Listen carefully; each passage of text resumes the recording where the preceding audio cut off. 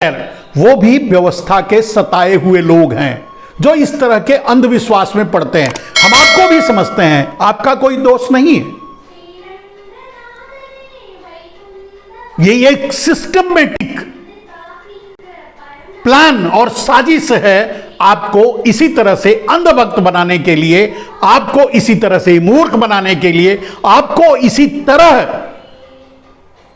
मैंने कई बार ये बातें कही है मेरे दोस्त, बार बार ये बातें कहता हूं कि एक पूंजीपति जब एक फैक्ट्री बनाता है तो उसमें मंदिर, मस्जिद, गुरुद्वारा वगैरह वगैरह सब पहले बना देता है, उसके बाद बनाना शुरू करता है, क्योंकि मजदूर आएंगे तो वो उनको चाहिए उस मंदिर में, उस गुरुद्वारे में जाकर के अपने आप को सरेंडर करना और यह कहना कि मेरी गरीबी के कारण आप हो, हमारा सेठ नहीं जो हमें लूट रहा है। उस मंदिर में कभी वो सेठ पूजा करने नहीं आता जो एक फैक्ट्री बनाता है। मेरे दोस्त, युगों युगों से आपको ठगा जाता रहा है इसी तरह के ढोंग और नौटंकियों से। ईश्वर का अस्तित्व है, आप सीधे ईश्वर, क्यों आप कमजोर हैं, आप ईश्वर से नहीं प्रार्थना कर सकते, आप ईश्वर से नहीं मिल सकते। क्या आप अपने आप को इतना निष्क्रिय समझते हैं कि बिना धीरेंद्र के आपको भगवान नहीं मिलेंगे? और अगर ऐसा आप समझते हैं तो फिर आप तो इंसान कहलाने लायक भी नहीं है, क्योंकि इतना मूर्ख तो भगवान ने भी इंसान नहीं बनाया। यहां बन करके वो मूर्ख बन गया तो बात अलग है, अब उसके लिए वो क्या करेंगे, भगवान ईश्वर क्या करेंगे? तो मेरे भाई, अंधभक्ति से भक्ति करो, सनातनी बनो, धर्म का रास्ता अपनाओ। राजीव दीक्षित को सुनो। राजीव दीक्षित ने रामायण की कितनी बड़ी व्याख्या की है। कभी YouTube पर हो सकता, अगर बचा हो, डिलीट हो गया होगा तो नहीं जानता, कि रामायण की कितनी सटीक और अच्छी व्याख्या की है। उसको पढ़ो, सुनो। धर्म इन ठगों के, और आपको पता होगा राजीव दीक्षित इस तरह के ठगों के सबसे बड़े विरोधी थे। हालांकि भाग्य ने उनको भी एक ठग के पास ले गया और वहीं वो मारे गए, जान भी गंवानी पड़ी, यह अलग बात है। लेकिन इस तरह के चक्कर में ना पड़ो।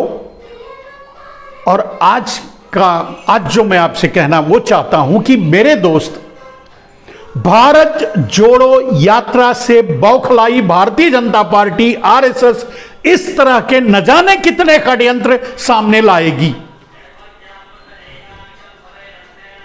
आपको यह सोचने ही नहीं देगी कि आपको रोटी कितनी तकलीफ से मिल रही है, आपको सब्जी कितने तकलीफ से मिल रही है, पेट्रोल डीजल का दाम कहां पहुंच गया है, रुपए का कितना अवमूल्यन हो चुका है।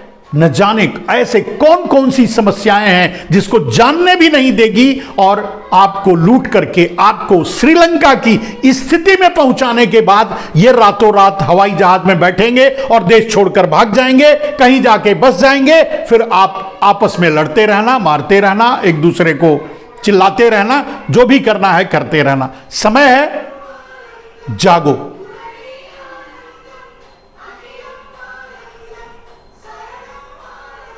ईश्वर किसी को पानी बांट के नहीं दिया, ईश्वर किसी को धन बांट के नहीं दिया है। ये सब यही षड्यंत्रकारी जो आज आपको सनातनी बना करके इस ढोंग में फंसा रहे हैं, धीरेंद्र जैसे लुच्चे लफंगों के पीछे भगा रहे हैं,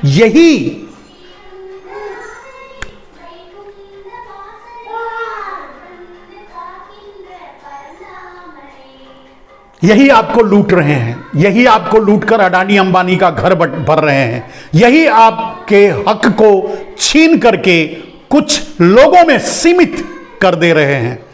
मैंने परसों इस बारे में भी बताया था, कभी इस बारे में इन ठगों के बारे में, जो औद्योगिक ठग हैं, मतलब व्यापारिक ठग होते हैं, कैसे होते हैं, संसद की दलाली करके कैसे वो अपने, इस पर कभी आपको मैं बताऊंगा। लेकिन आज बस इतना ही मेरे दोस्त, कि आप इस चक्कर में ना पड़ो।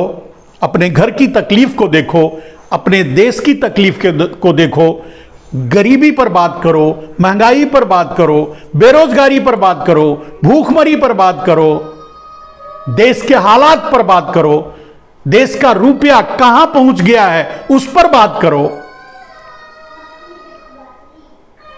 चीन आपके बॉर्डर पे बैठ करके आंखें तरेर रहा है, उस पर बात करो। बहुत सी ऐसी समस्याएं हैं जिनको हमको, आपको, देश को जूझना है।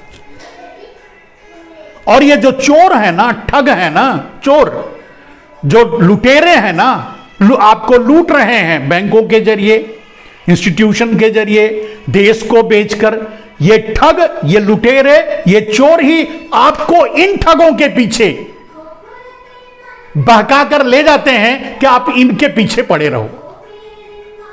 मेरे भाई, आप जिसे चाहो ईश्वर बना दो, बना लो, मेरा कोई कुछ भी नहीं कहना, उस पर कोई एक शब्द भी नहीं कहना। बस इतना ही कहना है, थोड़ा अपने बाप से भी पूछो, अपनी मां से भी पूछो, अपने बेटे से भी, अपने भाई से भी पूछो, कितनी तकलीफ में गुजर रहा है आपका परिवार, कितनी तकलीफ में गुजर रहा है आपका देश, आपका गांव, आपका समाज, आपके आसपास के लोग कहां से कहां पहुंच गए हैं। 10 गुना कर्ज इन 8 सालों में अपने सर पर लेकर के आप जी रहे हो। और इनके इशारे पर, इनके मोटिवेशन पर, इनके इन ठगों, लुच्चे लफंगों और सी ग्रेड के मैजिशियनों के पीछे भागते हो। उनको सनातनी कहते हो, उनको सनातन के रक्षक बताते हो। आप हो सनातन धर्म के रक्षक, आप हो। आप ईश्वर के पुत्र हो, आप ईश्वर हो खुद। कोई दलाल, कोई ठग, कोई एजेंट आपको नहीं मिला सकता, नहीं दिला सकता। कर्म पे भरोसा रखो, इन ठगों के पीछे मत जाओ, इन ठगों के पीछे मत पड़ो, और इस बहकावे में भी मत आओ कि इन पर कोई उंगली उठा रहा है तो वो गलत है। सोचो, समझो, देखो, हर चीज खुलकर सामने आ जाती है। कुछ दिनों के लिए ये किया जाता है, ये ड्रामे कुछ दिनों के लिए तैयार किए जाते हैं, कुछ दिनों के लिए आपके आंखों पर पट्टी बन जाती है। जब आपकी आंख खोली जाती है, आंख खुल जाती है, तब आपको सब जगह अंधेरा दिखाई देता है, वो सच सामने आता है। तब आप क्या कहते हो, भी हो गया, क्या करें।